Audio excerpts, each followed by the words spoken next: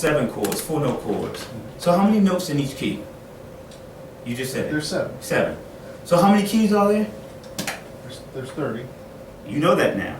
So 30 times 7 is 210. Bare minimum, there are 210 diatonic chords you know. If somebody says we're in the key of F minor, what's the 6th chord? D flat major 7 is one of the 210. If somebody says we're in the key of B major, what's the 4th chord? E major 7 is one of the 210. So chords, so you can think of chords like this. 7 chords in a key. So you can think of these as 7 siblings, right? So when we have Thanksgiving dinner, we can expect those 7 siblings to show up. But each of these chords, or some of these chords, a lot of these chords, might have a cool friend. Like, so they'll say if you got 6 other brothers.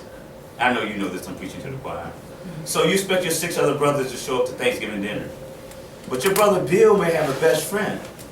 So he's allowed to the party, not because he's in the family, because he has a close relationship with one of the brothers, with one of the Dudley brothers. Make sense? So we can think of those as secondary relationships.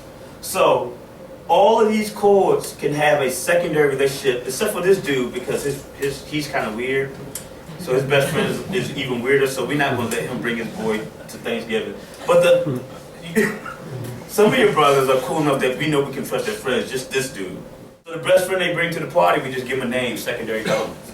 So they don't have a primary relationship with the 7 chords in the key, but they have a secondary relationship, so they don't clash. Make sense? Now, each of those dudes might have a twin brother, a hip twin brother. And for now, I'll just give you the scary term, tritone substitution. But we can go on and on. So the main thing is to understand that you can see this as primary family chords, and then there's secondary chords, and then other relationships wise. So when you see a chord that's not in the key, it may relate to the key in a secondary kind of way. There's nothing more insulting to me than when I'm playing with a keyboard player or guitar player and they give me the root notes. Because when they give you the root notes, here's why you should be insulted.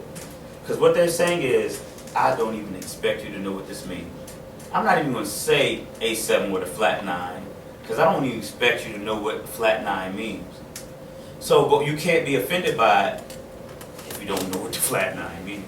So you end up playing with a lot of keyboard players who only give you root notes, because they just reducing you to play the root notes. But so much of the color and the beauty that we can add to this line comes from those extensions or the alterations of the chord. But you got to know what they are before you can do it.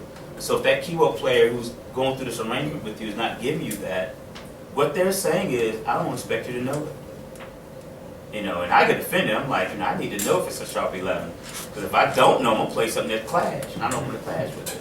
So that's why I think, especially for bass players, it's important to know chord theory. We're playing catch up. This is such a new instrument.